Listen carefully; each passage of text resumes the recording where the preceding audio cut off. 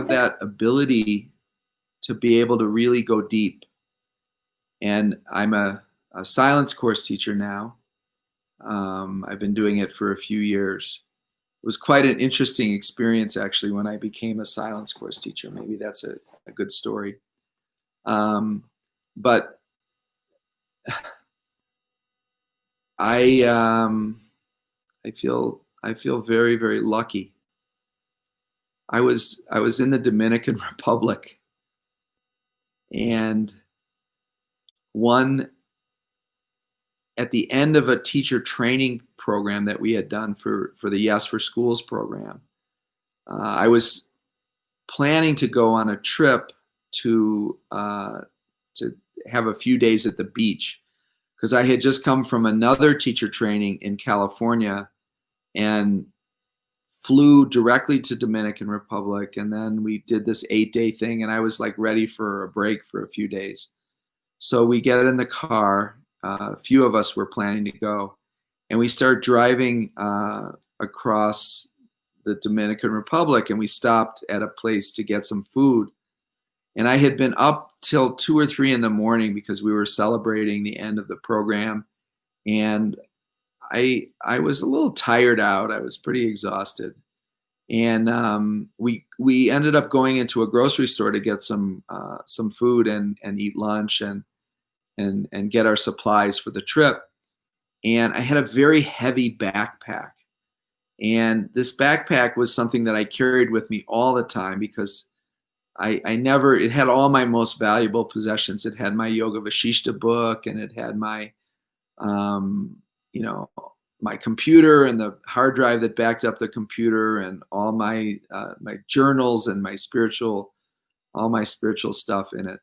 And it was quite heavy, so I just decided I'd leave it in the car, which I normally never do because I don't like to take chances. So we go into the grocery store. We come out about 45 minutes later, and I can see that my backpack is missing. And we look in the back seat, and there's people's cameras that were sitting around, and there was iPads sitting around, and all this like expensive looking stuff. Nothing else was gone. It was just my backpack. And the first thought that came into my mind was quite interesting. It was, you're never going to see that again. And it was your fault.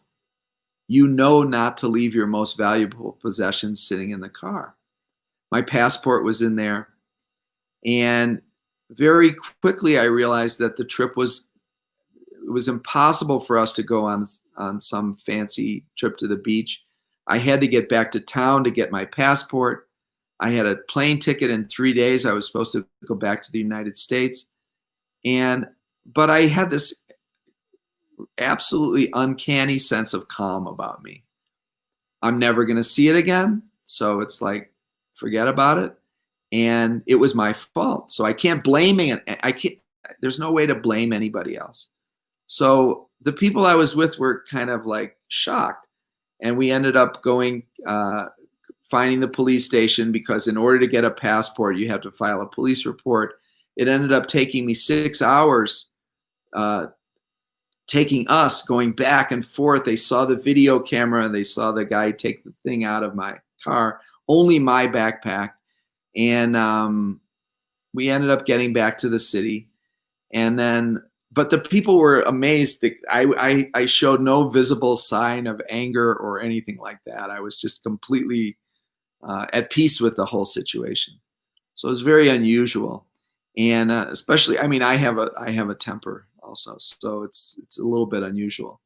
But this was the knowledge. I mean, I had been teaching people to be button-proof all summer. I had been for years, and teaching them to take responsibility rather than complain. So there was no way I could complain, actually, because that knowledge was so deeply ingrained. So the next morning we wake up and we go up on the roof of the place where we're staying in the Dominican Republic, and we sit down to meditate. And I felt almost like I was going to float away. Like I felt so much peace and so much gratitude. And I know I have my body So what if my passport's gone? So what if all my most valuable possessions on earth are gone? So what? It doesn't matter. You have the important thing. You have your health. You have this. And I just felt so free. It's hard to explain, but it's a sense of enormous freedom and lightness that came over me. And a couple hours later, we went to the American Embassy, and I went and told them my story. I gave them the police report. I ended up getting, they said, this happens all the time. Just come back in an hour or so, and we'll give you a new passport. So I end up getting my passport. And the minute I pick up my passport, the phone starts ringing, right? The little, like all the thing, everything starts, messages from, because I still had my phone. That was the only thing about that I had. And and all of a sudden these messages are, congratulations, Guruji just made you a part 2 teacher. So that was how I found out that I became a part 2 teacher. And I thought to myself, I must have passed the test. So we get back to the United States. I go to stay with some friends that I was going to do a yoga vashishta session. Was the plan. And I get there and I tell my story, what happened. And the person that I was staying with said, actually, just don't worry about anything. And they went out and they bought a brand new computer, and they brought me this thing back, and they handed me this computer, and I have this brand new computer. And they gave me the backpack off their back, very nice backpack, and said, "Here, you take this. Now you're all set." And I was like, my God, like everything's being taken care of here. And I ended up going up to Canada shortly after that, and I saw Guruji, and he was walking down the road, and I was walking the other direction, and he saw me, and he said, Bill. And he said, "Oh, you're a part 2 teacher." He gave me like a very big smile, and he slapped me on the arm, and he was so enthusiastic. And I was like, "Yes, Guruji." Such a beautiful gift, and such a beautiful way to receive that honor. And so it's actually one of my favorite guru stories. But was he in Dominican Republic when the backpack was stolen? Did he have to go track down a local thief to go into the car and steal my backpack and leave everything else? So I would be absolutely sure that this was intentional. And so how those things work, how those mechanics work, I don't fully understand, but he knows how to work with us, and he knows how to teach us the lessons. And just, how can you be anything but so grateful for what he's given us? Yeah. Are there stories where you felt, oh my God, he's Gurudev, and it's it's miracle, or something like Siddhi, or Yeah, there was a time when I was driving. He wasn't around, but he was. I was driving on the road from Lake Tahoe down to Sacramento area, and it's a very dark road in the middle of the night. It's very, very dark. And there was I was on my way to lead a satsang, actually. And all of a sudden, I'm driving at 75 miles an hour, and a deer is right in front of the car. So somehow a deer had jumped out in front of the car, and it was a big deer. I mean, it probably weighed 200 or 300 pounds. And normally, if someone hits a deer going 75 miles an hour full on, I mean, it's like the whole car is, you could be killed easily in that situation. Somehow the deer was there. I saw it in front of the car, but it just sort of flew away. Like it went away. I don't know how. And I was, of course, in shock because I could have easily been killed in that situation. And all of a sudden, this thought comes in my mind, like I was thinking I should stop or do something. This thought comes, oh, you're already late for satsang. Just keep going. It's okay. The deer's okay. You're okay. The car's okay. Everything's okay. Just keep driving. That was the thought that came in. And so that was to me, it was like a sort of a miracle. Like, how does this giant deer end up not smashing up? And then when I went out to see the car, when I arrived, there was a little bit of like the hood was a little bit pushed up a little bit so that I would know that it actually happened. And that was a moment where I felt that somehow some force had taken care of me and saved my life in that moment. Bill Herman in 1991 and Bill Herman in 2020. What changed? 2020, that's 29 years. What's changed? Well, I'm an older gentleman now. I still have a lot of young energy in me. I think I developed that through teaching for many years, but the body is really different, right? So I was. Yeah, I mean, spiritually, what changed? Oh, okay. That's a different question. The body is definitely experiencing being 67 years old, and whatever that means. But spiritually, I would say that I have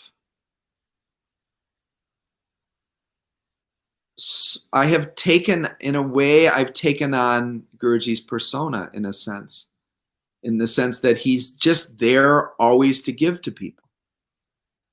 And I don't know how to live otherwise. I have to balance myself. I have to take care of myself.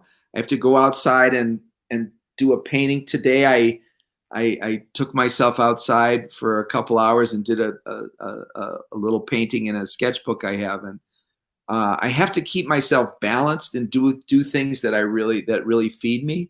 But I would say most of my time is spent being there for others. I train teachers and I work with either young or old or whatever they are, how to work with youth. And I've been working with people all over the world. Brazil and Mexico have become very, very significant projects that we're working with the schools and we're training them. And working in the public sector is not a simple thing. It takes a lot of patience. It takes a lot of inner strength to sort of trust yourself. So counseling and working with and mentoring young people and helping them move through whatever obstacles are presented. I mean, one of the things that Guruji said one time at a teacher refresher meet was his job as a spiritual master is to create obstacles for us.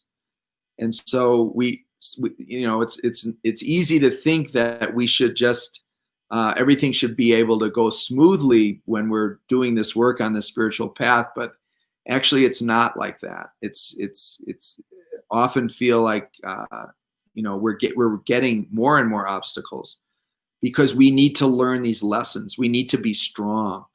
The story about losing my backpack was a story for me about, in that moment when it happened, I was able to just integrate that experience and live the knowledge, which is that complaining isn't going to get you anywhere. Take responsibility for what you did, and keep moving and don't get stuck anywhere. So this kind of knowledge about not being stuck, one of the points in the recent course that we're teaching in the online program is about blaming and complaining and resisting and what that does to a person, to any human being. And that the opposite side of the road from blaming So you get to a situation X, and once you get there, you can go this way or you can go the other way. So either you can blame, complain, and resist, or you can take responsibility. You could forgive the person that you're blaming, or you could accept the situation or the people that you're working with. So that choice is a huge choice, and to realize that. So this is what I've learned these lessons myself, but I'm also figured out and crafted ways to actually get this knowledge to many, many people so that they can start to share this. This is deep spiritual knowledge to me. And to understand how to live, what's the art of living? Certainly, I would rather take responsibility, and forgive whatever the person is and accept them, rather accept situations. And that doesn't mean passive acceptance. It means actively accept, because then I'm going to be more effective at solving whatever situation I'm in. So these basic life skills are what we're teaching people. And I'm working with people and helping to make sure that we can get this knowledge out there into the world. That story that he told, or that question that he asked me, how many art of living teachers do we need in the world?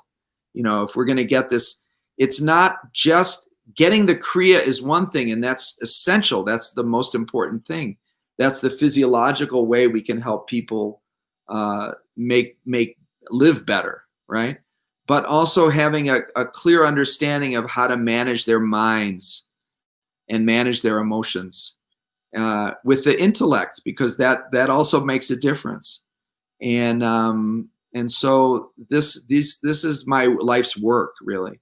I couldn't imagine anything from 1991, when I first walked into the Bangalore Ashram, to now. I guess I would have to say I have a very clear purpose, which is to get these tools, the Kriya and the cognitive understanding of how to live better lives, get that to as many people as possible. And to me, the schools is the most efficient way to do this. You have buildings that are sitting all over the world with kids that are waiting for something to change their life. And now we have something that's very concrete that we can give them. And the stress in the world just keeps getting worse and worse. And people need this more and more. And so, and this is my life's work. So I don't know. And along the way, I've picked up an enormous amount of life experience, and these human values. International Association for Human Values is an organization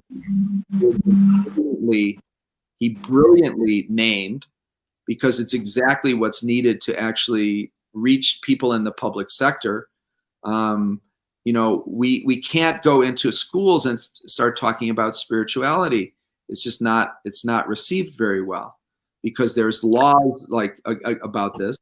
And so, but actually going and talking about responsibility and respect and basic human values, commitment, enthusiasm, these values are really something that schools can adopt, and young people can take that in their regular classrooms.